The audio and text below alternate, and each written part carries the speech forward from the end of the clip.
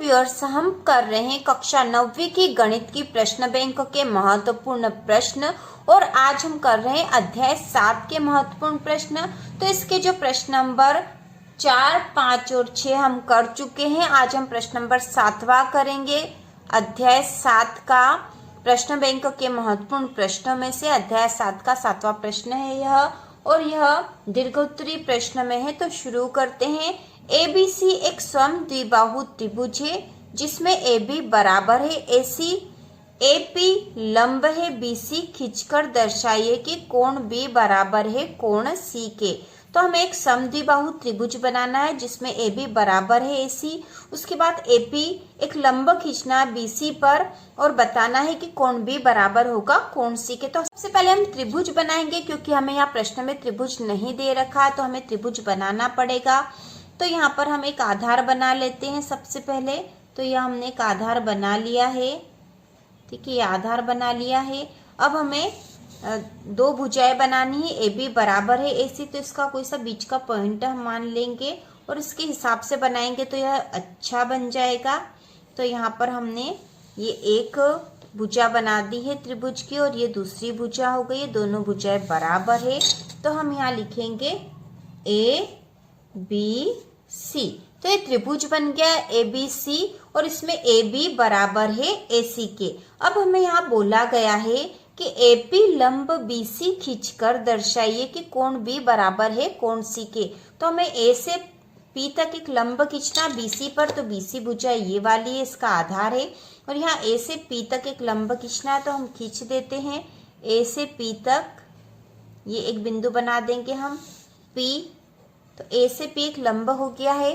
तो इस प्रकार इस प्रश्न में हमें बताना है कि कोण B बराबर है कोण C, हमें सिद्ध करके बताना है। यह एक समद्विबाहु त्रिभुज था जिसमें AB बराबर है AC के।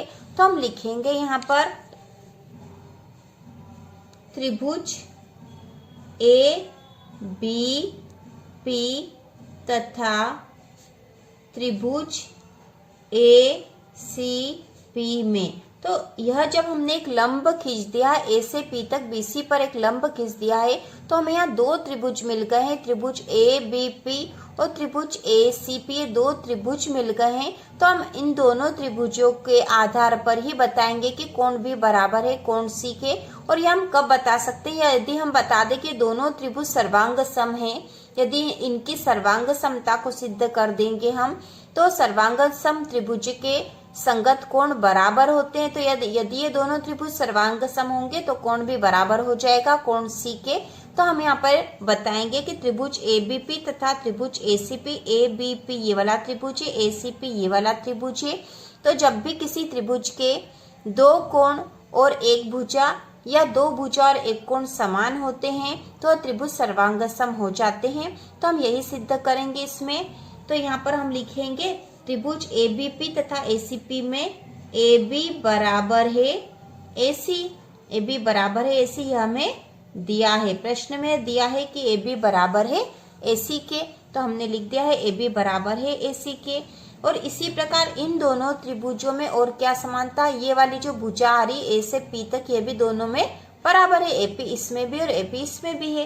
तो हम यहाँ लिख देंगे AP बराबर है AP, क्योंकि हमने लंब खींचा है, यह एक लंब है और लंब है और दोनों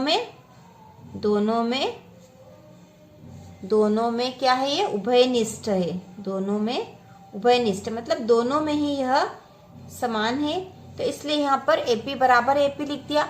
अब यहाँ पर हमने लंब खींचा है। जब भी किसी भुजा पर एक लंब खींचते हैं तो वह लंब उस भुजा पर 90 डिग्री का कोण बनाता है, ठीक है। तो यहाँ पे ये सरल कोण था, यह सरल था B से C तक, इस पे एक लंब खींचा गया है, तो ये वाला कोण 90 डिग्री का होगा और यह कोण भी 90 डिग्री का होगा। तो हम यहाँ लिख सकते हैं कोण APB तथा कोण APC बराबर 90 डिग्री, बराबर 90 डिग्री। लंब यहाँ पे लिख देंगे AP लंब है BC पर, इसलिए यहाँ जो कोण बनेगा वो 90 डिग्री का होगा। ABP बराबर है APC के। तो इस प्रकार हमने सिद्ध कर दिया दो भुजा और एक कोण बराबर है,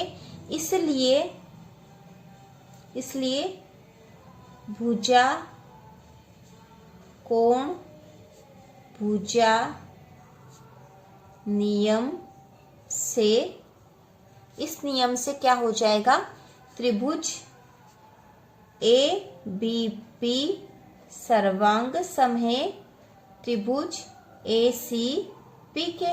तो ABP सर्वांग सम हो गया ACP के, मतलब ये दोनों जो त्रिभुज है, ये वाला त्रिभुज और ये वाला त्रिभुज सर्वांग सम है। और हमें पता है कि सर्वांग सम त्रिभुजों के संगत कोण और संगत भुजाएं बराबर होती है, इसलिए कोण भी बराबर हो जाएगा कोण C के। तो अब हम यहाँ लिख देंगे, इसलिए कोण B बराबर है कोण C के। तो यहाँ पर कारण लिखेंगे, सर्वांग सम त्रिभुज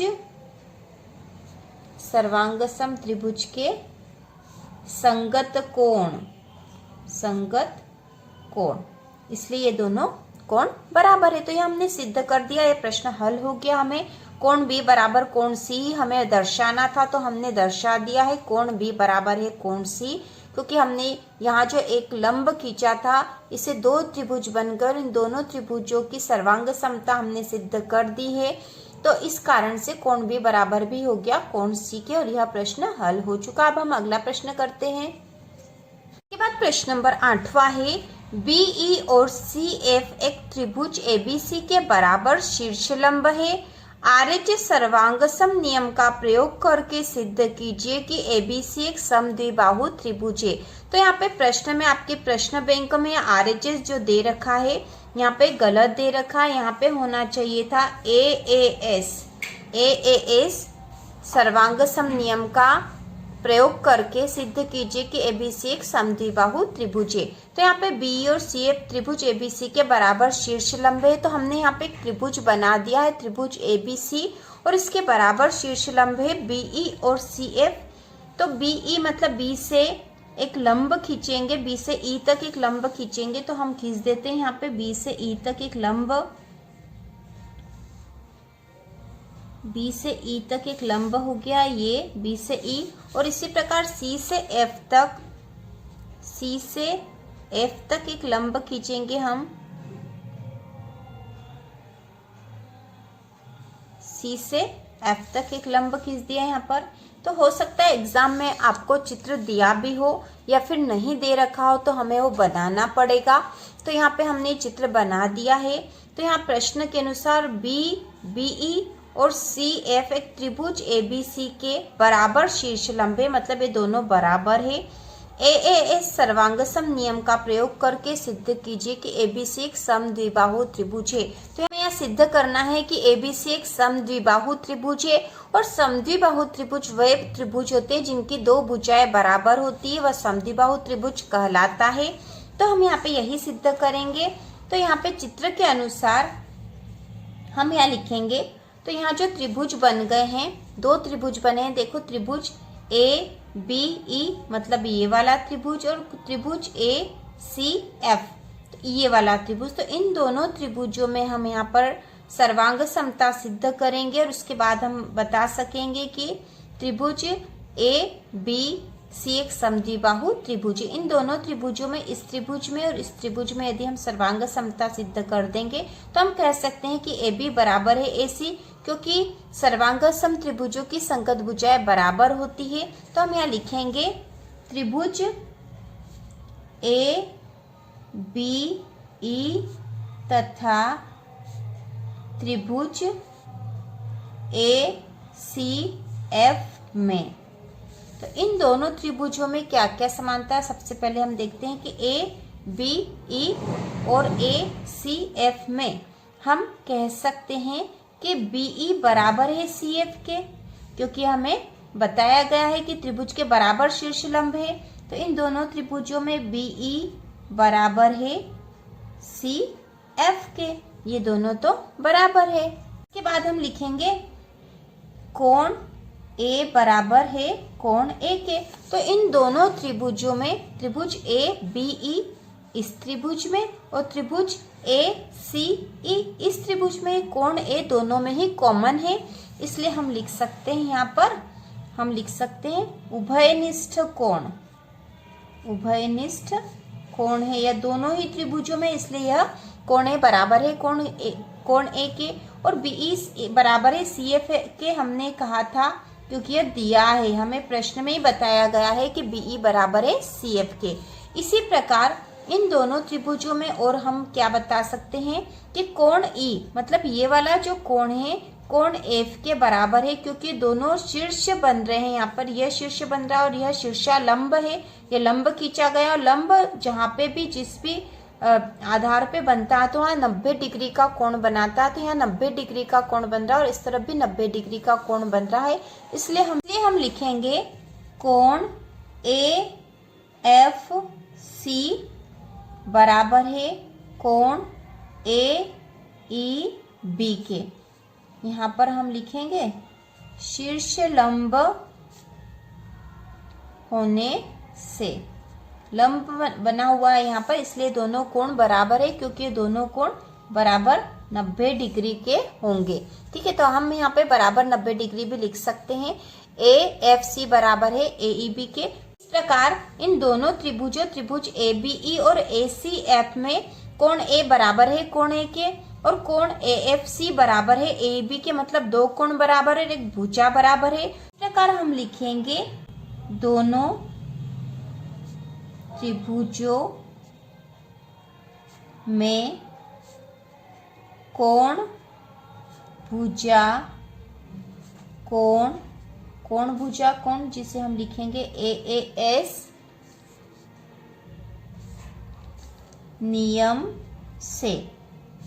इस नियम से, क्योंकि इन दोनों त्रिभुजों के बीच दो कोण बराबर है और एक भुजा बराबर है, इसलिए त्रिभुज ABE सर्वांग सम है त्रिभुज ACF के। ये दोनों त्रिभुज सर्वांग सम हो गए, और यदि ये दोनों त्रिभुज सर्वांग सम हो गए मतलब यह जो त्रिभुज है, यहाँ जो त्रिभुज है ABE और ACF सर्वांग सम हो गए, तो सर्वांग सम त्रिभुजों की संगत भुजाएं बराबर होती है और संगत कोण बराबर होती है, तो इनकी संगत भुजाएं AB और AC बराबर होगी। तो हमने लिख दिया है कि ये दोनों त्रिभुज सर्वांग सम है, इसलिए AB बराबर है AC के, और AB यदि AC के बराबर है तो त्रिभुज जो है त्रिभुज ABC में AB बराबर है AC के। यदि AB बराबर है AC के, इसलिए त्रिभुज ABC एक समद्विबाहु त्रिभुज है, इसलिए त्रिभुज ABC एक समद्विबाहु त्रिभुज है। इस प्रकार हमने सिद्ध कर दिया है कि त्रिभुज ABC एक समद्विबाहु त्रिभुज है, क्योंकि त्रिभुज ABC में AB बराबर है AC के, ये दोनों भुजाएं बराबर है, दो भुजाएं बराबर होने से यह समद्विबाहु त्रिभुज हो जाएगा। और इस प्रकार हमने इसको पूरी तरह से हल कर दिया है। प्रश्न नंबर 8वां हमारा हो चुका है प्रश्न बैंक का।